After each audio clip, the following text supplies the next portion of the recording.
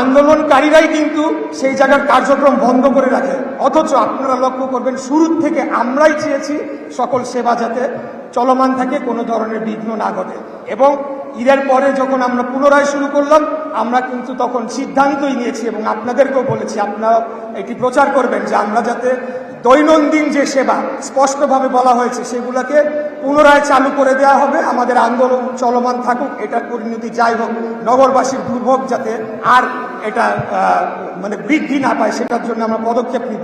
কিন্তু আমরা পরশুদিন গতকালকে বিভিন্ন ওয়ার্ড সচিবদের সাথে একটা মত বিনিময় সভা আমরা করেছি এবং আমরা তাদেরকে নির্দেশনা দিয়েছি প্রত্যেকটি ওয়ার্ডে যাতে তারা জন্ম নিবন্ধন, মৃত্যু সনদ, নাগরিক সনদ এবং ওয়ারিশন সার্টিফিকেট এই আবেদনগুলো তারা জমা নেয়, নিয়ে তারা আঞ্চলিক কর্মকর্তাদের মাধ্যমে সেটা দ্রুততম সময়ে তারা নিষ্পত্তি করে যাতে জনগণের কাছে সার্টিফিকেটটা দিয়ে দেয়।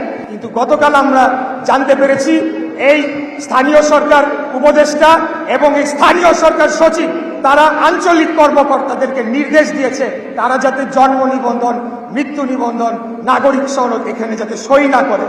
এরকম একটা ন্যাক্কারজনক ভূমিকায় তারা অবতীর্ণ হয়েছে। যেখানে আমরাই সেবা চালু করতে চাচ্ছি, তারা সেখান থেকে বসে অন করে বলছে যে এগুলাতে যদি সই না করা হয় তাহলে কি হবে, জনগণের যদি একটু দুর্ভোগ হয় তখন সেটা তারা সরাসরি আমাদের উপর দায় চাপানোর চেষ্টা করবে। তাই আজকে ওপেন ফিল্ডে আমি আমাদের যারা মিডিয়ার ভাইরা রয়েছে তাদের সামনেই বলতে চাই, আপনারা এটা দয়া করে দেশবাসীকে জানাবেন। আমরাই নিশ্চিত করছি যাতে জনগণের সকল সেবা কার্যক্রম অব্যাহত থাকে, এটাকে আরো কিভাবে বৃদ্ধি করা যায়। আর এখানে সরকারের পক্ষ থেকে চেষ্টা করা হচ্ছে কিভাবে এই সেবাগুলোকে বিঘ্ন ঘটিয়ে আমাদের উপর দায় চাপানো যায়।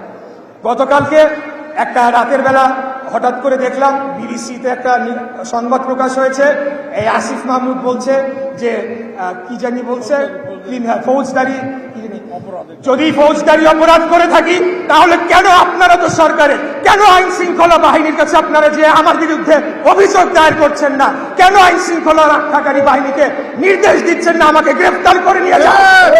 আমরা এসব ভয় পাই না। খুনি হাসিনার বিরুদ্ধে 17 বছর আমরা যুদ্ধ করেছি, লড়াই করেছি, জেল খেটেছি, গুম হয়েছি। আমরা যত ধরনের জুলুম নির্যাতন আছে সবকিছু সহ্য করে আমরা জনগণের অধিকার প্রতিষ্ঠার জন্য লড়াই করেছি। অতএব আপনাদের মতো শিশু উপদেষ্টা এসে যদি এখন আমাদের সাথে কথা বলতে চায়, আপনাদের সাথে কথা বলাটাও আমি মনে করি যে আমাদের জন্য অবমাননা করে। আজকে এই যা কিছু হচ্ছে সকল কিছুর জন্য এই বর্তমান সরকারকেই দায়ী করতে হবে এবং এই সরকার এই ধরনের লোকজনদেরকে দিয়ে কথা বলাচ্ছে, তারা আমাদেরকে হেয় প্রতিপন্ন খাটো করার চেষ্টা করছে।